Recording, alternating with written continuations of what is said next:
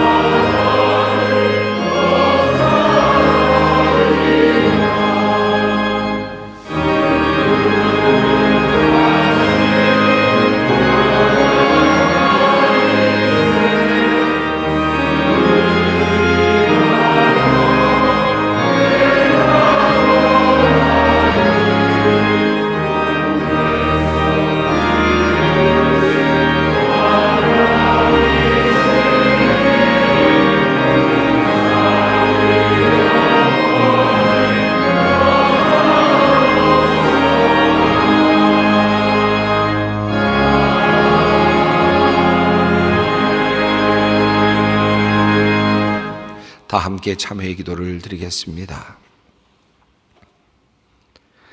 사랑이 한이 없으신 아버지 하나님, 늘 우리를 용납하여 주시고 받아주시는 주님, 오늘도 이끌어 주셔서 주님께로 나와 예배하며 찬송합니다.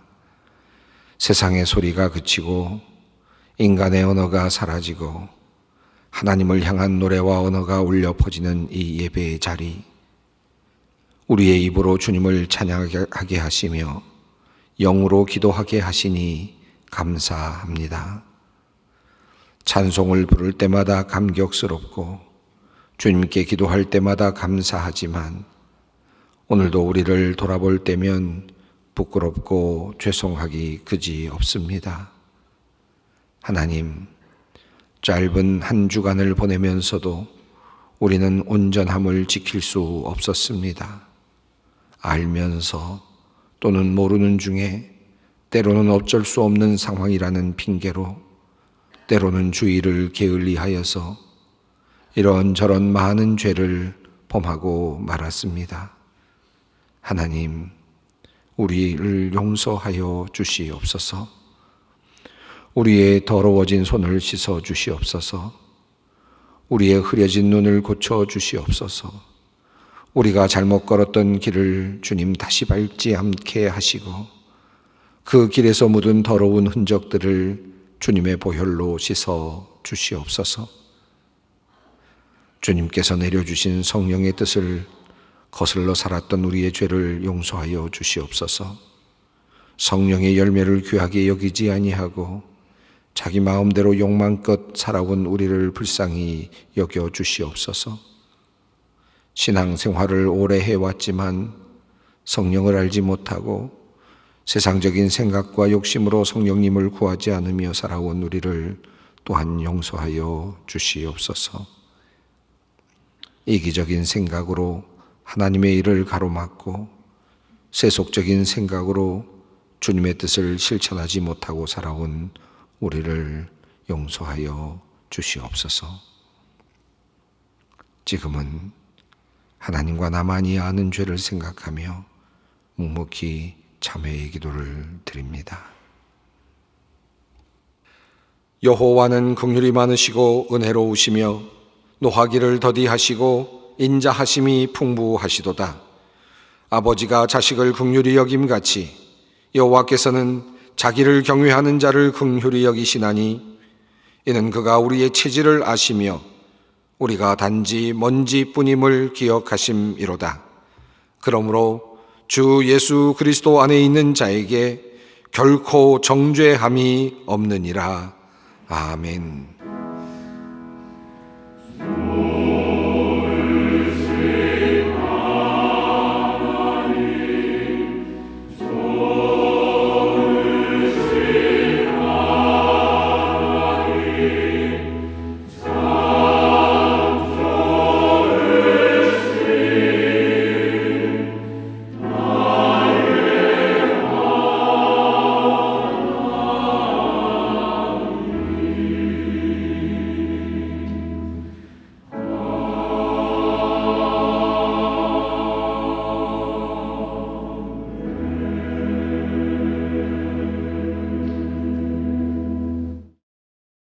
성령 강림주일인 오늘 하나님께서 우리에게 주시는 말씀은 신약성경 고린도전서 12장 3절로 11절 말씀입니다. 고린도전서 12장 3절로 11절까지 말씀입니다. 하나님의 말씀을 봉독합니다. 그러므로 내가 너에게 알리노니 하나님의 영으로 말하는 자는 누구든지 예수를 저주할 자라 하지 아니하고 또 성령으로 아니하고는 누구든지 예수를 주시라 할 수 없느니라. 은사는 여러 가지나 성령은 같고 직분은 여러 가지나 주는 같으며 또 사역은 여러 가지나 모든 것을 모든 사람 가운데서 이루시는 하나님은 같으니 각 사람에게 성령을 나타내심은 유익하게 하려 하심이라. 어떤 사람에게는 성령으로 말미암아 지혜의 말씀을, 어떤 사람에게는 같은 성령을 따라 지식의 말씀을, 다른 사람에게는 같은 성령으로 믿음을, 어떤 사람에게는 한 성령으로 병 고치는 은사를, 어떤 사람에게는 능력 행함을, 어떤 사람에게는 예언함을, 어떤 사람에게는 영들 분별함을, 다른 사람에게는 각종 방언 말함을, 어떤 사람에게는 방언들 통역함을 주시나니 이 모든 일은 같은 한 성령이 행하사 그의 뜻대로 각 사람에게 나누어 주시는 것이니라. 아멘. 우리가 살아가는 사회 속에서 우리는 여러 가지 방법으로 사람들을 분류할 수 있죠. 남자와 여자로도 분류할 수 있고, 남한 사람, 북한 사람으로도 구별할 수 있겠고요. 흑인과 백인으로도 나눌 수 있겠고요. 인스타그램을 하는 사람과 하지 않는 사람, 또는 코로나 바이러스 백신을 맞은 사람과 맞지 않은 사람, 다양하게 우리는 여러 가지 방식으로 사람을 나눌 수 있고 구별할 수 있을 것입니다. 성경에는 사람을 어떻게 구별하고 있을까요? 성경을 우리가 계속 읽으면서 다양한 방식으로 성경이 사람을 나누고 있음을 우리는 확인하곤 합니다. 하나님의 말씀을 청종하는 사람과 청종하지 않는 사람, 또 선하게 살아가는 사람과 악한 삶을 살아가고 있는 사람, 하나님의 자녀와 또 사탄의 자녀, 이와 같은 방식으로 또 그 외에도 수많은 다른 방식으로 성경은 또 사람을 나누고 구별하고 있습니다. 신약 성경에서, 그리고 더 나아가서 또 우리 기독교인들에게 가장 중요한 또 다른 구별의 방식이 있다면 그것은 바로 그리스도 안에 있는 사람과 그리스도 안에 있지 않는 사람, 성령을 받은 사람과 또 성령을 받지 못한 사람, 성령을 아는 사람과 성령을 알지 못하는 사람의 구별이라고 할 수 있겠습니다. 사실 성령을 받은 사람이라고 하는 것은 상당히 중요한 기독교의 중요한 개념이라고 할 수 있겠습니다. 우리가 그리스도인이라고 말할 때에 종종 우리는 교회에 다니는 사람을 그리스도인이라고 그렇게 생각할 수 있습니다. 물론 대부분은 맞는 이야기일 것입니다만은, 그러나 교회를 다니는 사람이 모두 다 그리스도인이다라고 말하기는 어려울 것입니다. 왜냐하면 그리스도인이란 성령을 받은 사람이어야 하기 때문입니다. 왜 성령을 받은 사람이어야 하는가 하면 성령을 통하지 않고서는 하나님을 알 수가 없고 또 예수 그리스도를 구주로 고백할 수가 없기 때문에 그렇습니다. 그리스도인이란 예수 그리스도를 구주로 고백하는 사람들이고 동시에 하나님을 아는 사람들이고 그러므로 성령 받은 사람들이라 말할 수 있겠습니다. 그런 의미에서 성령 받았다라는 것은 그리스도인들에게는 너무나도 크고 귀한 개념이고 가치일 수밖에 없겠습니다. 그렇다면 성령은 무엇이고 그리고 성령은 어떻게 해서 받을 수 있습니까? 성경에는 여러 가지 성령에 대한 모습들이 나타나고 있습니다. 또 성령과 관련된 많은 교훈들이 나타나 있습니다. 여러 각도에서 성령에 대해서 또 말씀하기도 합니다. 다양한 성령의 모습들이 나타나고 있습니다만은 그 다양한 모습들에도 불구하고 매우 중요한 한 가지 사실, 아주 공통점이 한 가지 있습니다. 분명하게 성경에 나타나고 있는 사실입니다. 성령은 인간이 본래부터 가지고 있는 어떤 성품이나 능력이 결코 아니다라는 말씀입니다. 인간이 돌을 쌓거나 수양을 쌓아서 얻을 수 있는 그런 차원의 것이 아니라는 것입니다. 성령은 밖으로부터 오는 것입니다. 인간의 세상 밖에서부터 오는 것이고 인간 세상이 갖지 못한 어떤 것입니다.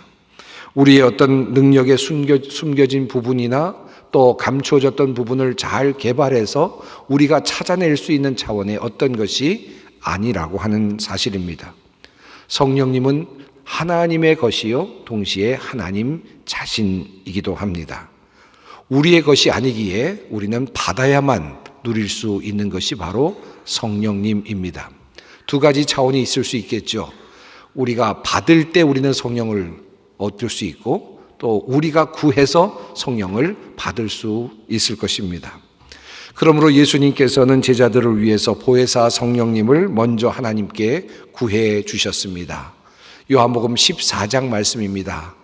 내가 아버지께 구하겠으니 그가 또 다른 보혜사를 너희에게 주사 영원토록 너희와 함께 있게 하리니 그는 진리의 영이라. 세상은 능히 그를 받지 못하나니 이는 그를 보지도 못하고 알지도 못함이라.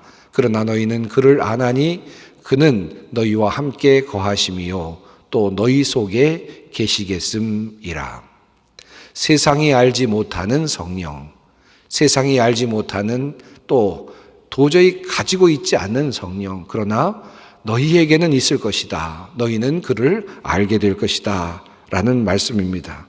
세상은 그를 능히 받지 못하나 그러나 너희는 보게 될 것이고 받게 될 것이다 라고 말씀하시면서 예수님께서는 그 성령을 내려달라고 내가 아버지께 구하겠다 라고 그렇게 말씀하십니다.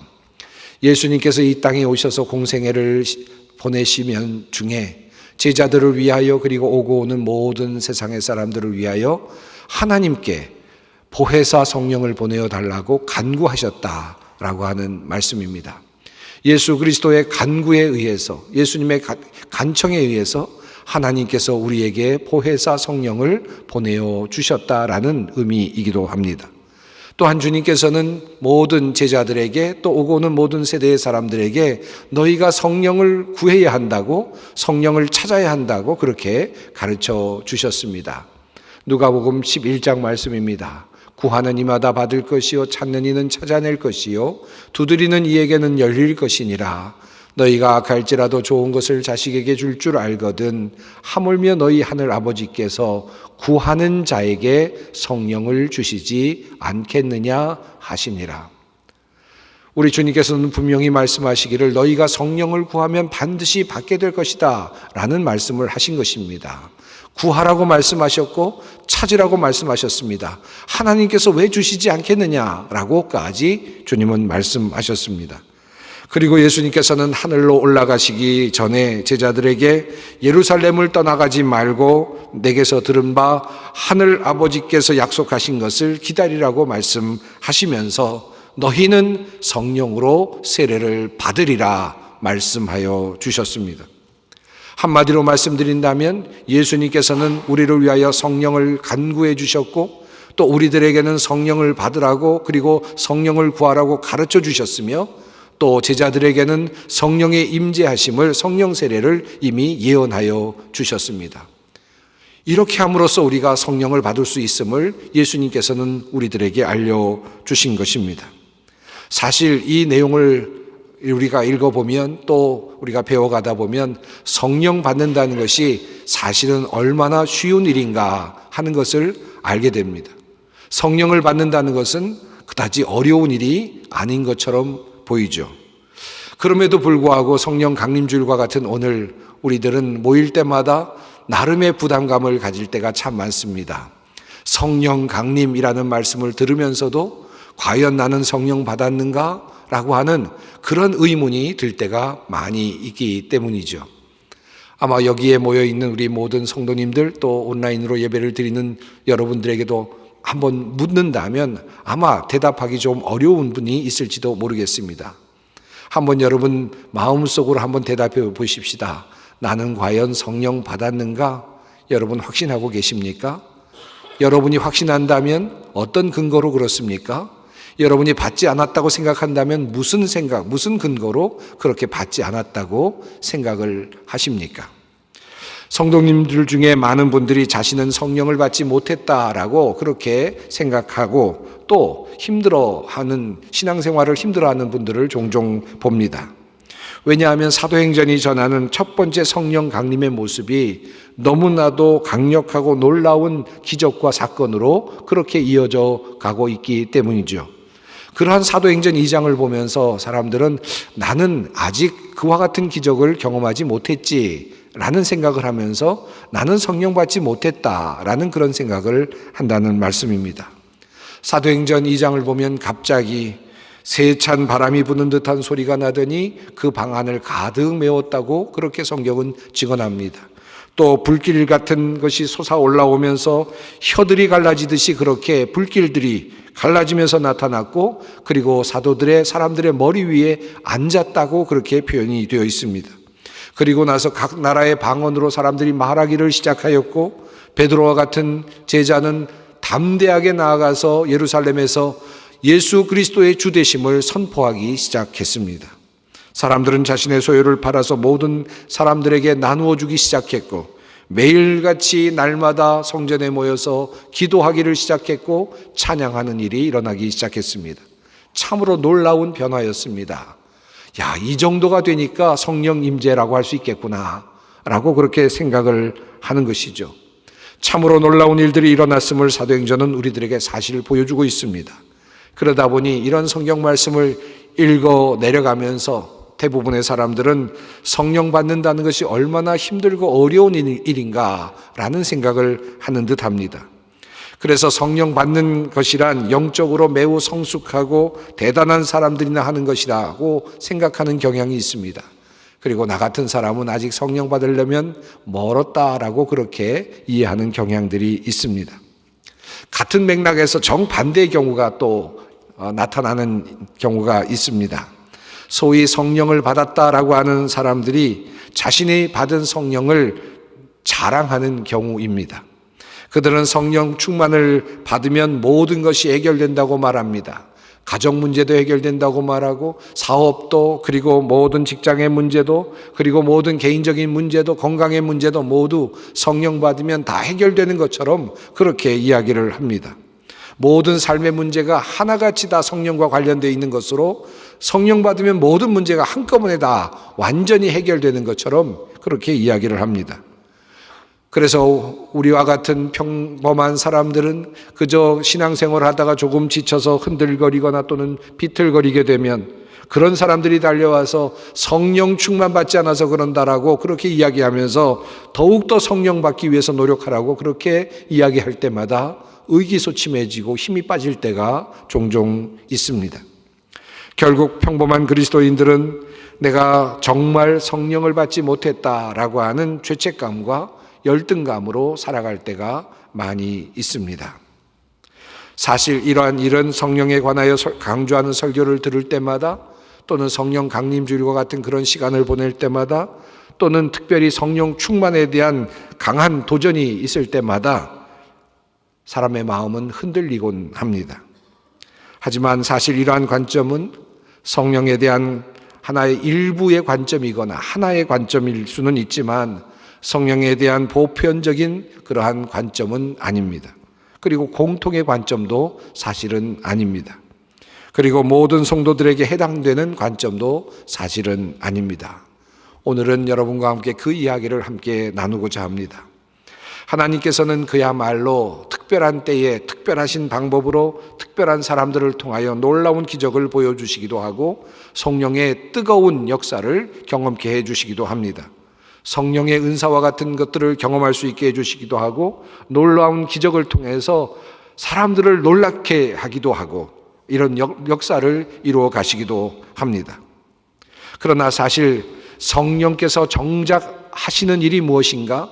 그리고 성령의 역사하심의 그 목적이 무엇인가를 정확하게 이해하게 된다면 이와 같은 기적과 같은 일들이 일어나는 것은 사실은 부차적인 일이라는 사실을 알게 됩니다. 여러분, 사도행전 1장 8절 말씀 너무나도 잘 알고 있는 말씀이죠. 예수님께서 선교의 지상 명령을 내려주신 바로 그 말씀입니다. 한번 한 목소리로 이 말씀을 함께 읽어보겠습니다.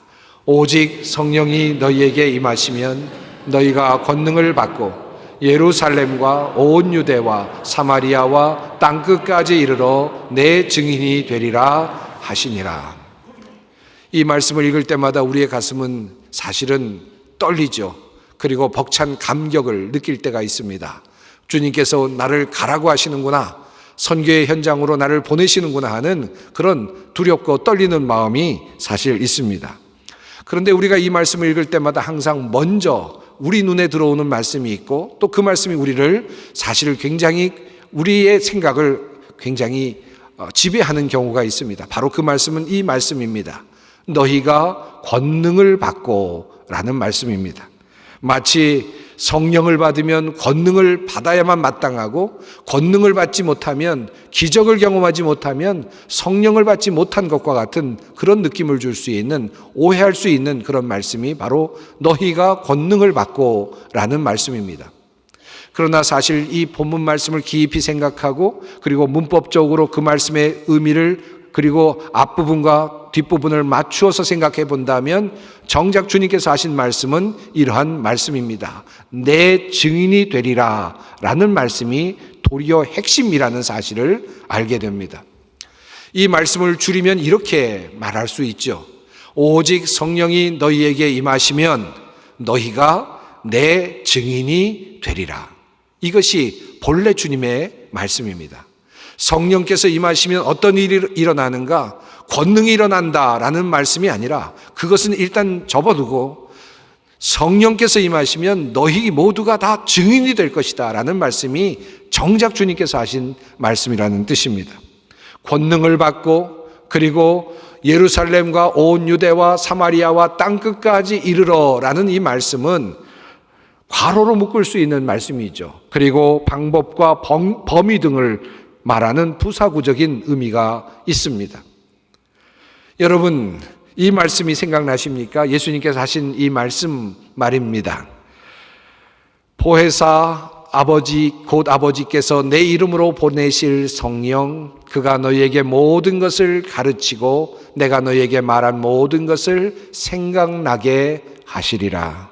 예수님께서 일찍이 말씀하셨던, 제자들에게 말씀하셨던 바로 그 말씀입니다.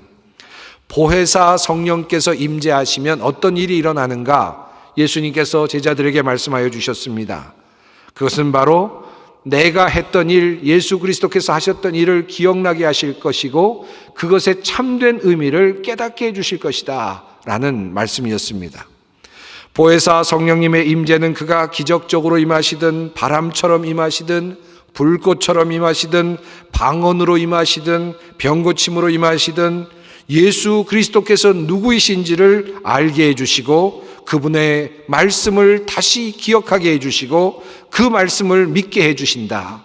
이것이 바로 성령의 역사하심이다 라는 말씀입니다. 예수 그리스도를 증언하는 영, 예수 그리스도를 가리키는 영, 바로 그 영이 성령이라는 말씀입니다. 여기에서 권능이라든지 기적이라든지 이 놀라운 사건이라든지 이것들은 사실은 괄호 안에 묶여져 있고 다양하게 펼쳐질 수 있는 부분이 되는 것입니다. 그러므로 주님은 요한복음 15장 26절에서 이렇게 말씀하십니다. 보혜사 곧 아버지께로부터 오시는 진리의 영이 오시면 그 영이 나를 위하여 증언하실 것이다.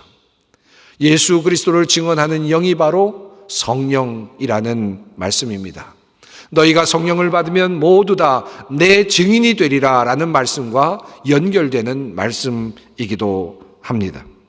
그러므로 성령님은 예수 그리스도의 사역을 생각나게 하시고 증언하시는 영이시며 우리에게 성령을 부어주셔서 우리로 하여금 예수 그리스도를 알고 그분을 증언하도록 하십니다. 이것이 성령님의 가장 중요하고 본질적인 성격이라 할 수 있겠습니다. 그러므로 사도 바울은 우리에게 이렇게 말씀하십니다. 그러므로 내가 너희에게 알리노니 하나님의 영으로 말하는 자는 누구든지 예수를 저주할 자라 하지 아니하고 또 성령으로 아니하고는 누구든지 예수를 주시라 할 수 없느니라. 주님은 분명히 말씀하시기를, 바울을 통하여 말씀하시기를 우리로 하여금 예수 그리스도를 구주로 고백하시게 하는 분은 바로 성령님이라고 말씀하십니다. 이것이 주님의 말씀입니다. 사랑하는 여러분에게 다시 한번 묻고 싶습니다. 여러분은 성령 받았습니까? 여러분 마음속에 주 예수 그리스도가 나의 구주가 되신다. 예수 그리스도께서 나의 주인이 되신다. 예수 그리스도께서 이 땅에 오셔서 사시고 죽으시고 그 십자가에 달리시고 그리고 부활하시고 그리고 우리에게 구원을 주신 그 구원이 나에게 믿음으로 다가와 있다. 그리고 예수님께서 다시 오실 때 내가 예수님으로부터 주신 그 구원을 받았다는 확신이 든다. 그 믿음이 있다라고 생각이 드신다면 이미 여러분은 성령 받은 사람이라는 말씀입니다. 그 정도밖에 안 되나라고 말씀하실 분이 계실지 모르지만 그 사실을 믿을 수 없어서 힘들어하고 고민하는 사람들이 얼마나 많이 있는지 모릅니다.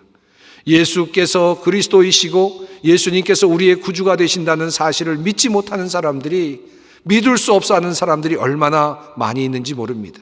믿으려고 노력하지만, 마음으로 그렇게 노력하지만 그것이 믿어지지 않는 그런 사람들이 있습니다. 만약에 우리에게 이 믿음이 있다면 우리는 성령 받은 사람입니다. 여러분 위로를 받으시기 바랍니다. 여러분이 이 자리에 나와 앉아 있는 것 예수 그리스도를 구주로 고백하기 때문 아니겠습니까? 그러므로 여러분은 성령 받은 사람이라는 말씀입니다. 사도 베드로가 예수님 앞에서 자신의 신앙을 고백하였던 장면이 있습니다. 베드로가 이렇게 말하죠. 주는 그리스도시요 살아계신 하나님의 아들이시니이다. 이렇게 고백합니다. 이것이야말로 놀라운 고백이었습니다. 예수 그리스도는 우리의 주님이시고 그리고 살아계신 하나님의 아들이시다라는 표현 아닙니까? 그러자 이렇게 멋진 신앙의 고백을 하자 예수님께서는 이렇게 말씀하셨습니다. 바요나 시몬아 내가 복이 있도다. 이를 내게 알게 한 이는 혈육이 아니요 하늘에 계신 내 아버지시니라. 베드로의 생각으로 만들어낼 수 있는 것이 아닙니다. 베드로의 어떤 결단으로 만들어낼 수 있거나 고백할 수 있는 부분이 아닙니다. 이렇게 고백할 수 있게 하신 것은 하나님이시고 하나님께서 성령을 그에게 부어주셨기 때문이라는 말씀입니다. 하나님의 선물이라는 말씀입니다. 그러므로 믿음은 하나님의 선물이요 그리고 성령도 하나님의 선물입니다. 이렇게 주님께서 말씀하신 후에 주님께서 이 말씀을 덧붙이셨습니다. 너는 베드로라 내가 이 반석 위에 내 교회를 세우리니 음부의 권세가 이기지 못하리라. 예수님께서는 이 고백 위에, 이 신앙의 고백 위에 주는 그리스도시여 살아계신 하나님의 아들이십니다라고 하는 이 고백 위에 성령의 은혜를 통하여 그가 고백했던 이 고백 위에 교회를 세우시겠다고 말씀하여 주셨습니다. 그러므로 교회는 성령의 능력으로 세워진 그러한 것이라고 말할 수 있습니다. 다시 말하면 교회는 예수 그리스도를 구주로 고백하는 그 고백 위에 세워져 있고, 그리고 그 고백을 가능하게 하신 분은 하늘에 계신 아버지이시고, 그 아버지께서 바로 증언하시는 성령님을 우리에게 보내주셨기 때문입니다. 그러므로 성령의 모든 열매와 그리고 모든 성령의 은사들, 그리고 우리가 누리고 있는 모든 것들, 또 우리가 하고 있는 모든 일들은 바로 이 성령의 일에 관여하고 있습니다. 모든 성령의 열매와 은사는 그리스도를 증언하는 일에 사용되는 것이며, 그리고 교회를 세우는 일에 관여되는 것입니다. 나의 인품이나 나의 능력이나 나의 신앙의 단계를 한 단계 더 올리는 데 목적을 있는 것이 아니라, 그렇게 목적을 둔 것이 아니라 성령의 모든 역사하심과 모든 은사와 모든 것들은 그리스도를 증언하고 이 땅에 하나님의 교회를 바르게 세우는 데 관여하고 또 헌신하는 것입니다. 그러므로 우리가 예수를 구주로 고백하고 그분을 따르고 있다면 우리는 이미 성령 받은 사람이라 할 수 있습니다. 우리가 누리는 각종의 은사들은 그 일에 봉사하는 것입니다. 예수 그리스도를 구주로 고백하게 하는 일에 관여하고 봉사하는 일입니다. 각종 성령의 열매도 그러합니다. 병 고치는 은사를 주신 이유가 무엇입니까? 우리로 하여금 그리스도를 주님으로 확신하게 하시려는 목적에서 주님께서 드물게 주시는 그와 같은 하나님의 은혜입니다. 예언함도 마찬가지이고 각종 방언과 또 다른 은사들도 같은 맥락 안에 있습니다. 그러므로 본문을 통하여 주님은 이렇게 말씀하십니다. 성령으로 아니하고는 누구든지 예수를 주시라 할 수 없느니라. 은사는 여러 가지나 성령은 같고, 직분은 여러 가지나 주는 같으며, 또 사역은 여러 가지나 모든 것을 모든 사람 가운데서 이루시는 하나님은 같으니 각 사람에게 성령을 나타내심은 유익하게 하려 하심이라. 교회를 유익하게 하려는 하나님의 의도, 이것이 잘 드러나 있습니다. 이러한 내용을 고린도전서 12장 12절 이후의 내용에서 바울을 통하여 주님은 다시 말씀하십니다. 몸은 하나인데 많은 지체가 있고 몸의 지체가 많으나 한 몸인과 같이 그리스도도 그러하니라. 우리가 유대인이나 헬라인이나 종이나 자유인이나 다 한 성령으로 한 세례를 받아 한 몸이 되었고 다 한 성령을 마시게 하셨느니라. 한 성령 안에서 우리 모두가 다 함께 존재한다는 말씀입니다. 모든 지체들이 함께 존재한다는 말씀입니다. 교회 안의 모든 지체들이 하나라는 말씀입니다. 주 예수 그리스도를 구주로 고백하는 모든 사람들은 하나의 지체를 이루고 있습니다. 그리고 그 모두는 다 성령의 사람들입니다. 병 고치는 은사를 가진 사람도 성령의 사람이고, 예언하는 사람도 성령의 사람이고, 찬양대에서 찬양을 하는 사람도 성령의 사람이며, 그리고 교회 학교에서 아이들을 가르치는 사람도 성령의 사람으로서 주 예수 그리스도께서 구주가 되심을 선포하는 일을 감당하는 사람들입니다. 예배당에서 봉사하는 모든 예배위원들도 마찬가지고, 그리고 차량부에서 차량을 봉사하는 사람들도 마찬가지입니다. 주 예수 그리스도께서 우리의 구주가 되심을 선포하는 일에 동참하며 그 일을 감당하는 사람들입니다. 성령의 사람들이고 성령의 사역을 하는 사람들입니다. 우리 소망교회는 아름다운 교회를 꿈꾸고 있습니다. 모든 직분자들과 봉사자들이 바로 이 성령의 사람들임을 꼭 기억하면서 각자의 자리를 지키고 그 자리에서 우리 그리스도이신 주님의 하나님 되심을 선포하는 것입니다. 그럴 때 우리 소망교회의 놀라운 역사가 일어날 줄로 믿습니다. 사랑하는 성도 여러분, 오늘 이 한 가지만큼은 꼭 기억하고 그리고 이 자리를 떠났으면 좋겠습니다. 주 예수 그리스도께서 구주가 되시고 나의 구원자가 되신다. 이 믿음이 내 안에 있다면 나는 성령 받은 사람입니다. 이 성령 안에서 우리가 교회의 모든 일들을 감당하고 있다면 우리는 성령의 사역을 우리가 함께 나누고 있는 것입니다. 우리의 모든 사역은 성령의 사역이고 주님의 복음은 우리의 사역을 통해 전파되는 될 것입니다. 아름다운 교회를 꿈꾸면서 우리가 함께 성령 강림주의를 보내고 있습니다. 이것이 바로 우리가 성령 강림주의를 지키고 있는 이유이기도 합니다. 함께 기도하겠습니다. 거룩하시고 자비로우신 하나님, 우리에게 성령을 보내주시어 우리로 하여금 그리스도를 구주로 모시게 하시고 주님의 이름을 높이며 그리스도를 증언하게 하시니 감사합니다. 성령의 은사를 가진 사람들, 성령의 열매를 맺는 사람들과 더불어 우리는 각자의 자리에서 성령의 사역을 감당합니다. 우리 모두가 그리스도 안에서 하나이며 한 몸임을 고백합니다. 그리고 우리 모두가 성령의 사람들임을 고백합니다. 각자의 자리에서 빛나게 하시고 그 자리에서 주님을 증언하는 복된 제자들 되게 하여 주시옵소서. 예수님의 이름으로 기도드립니다. 아멘.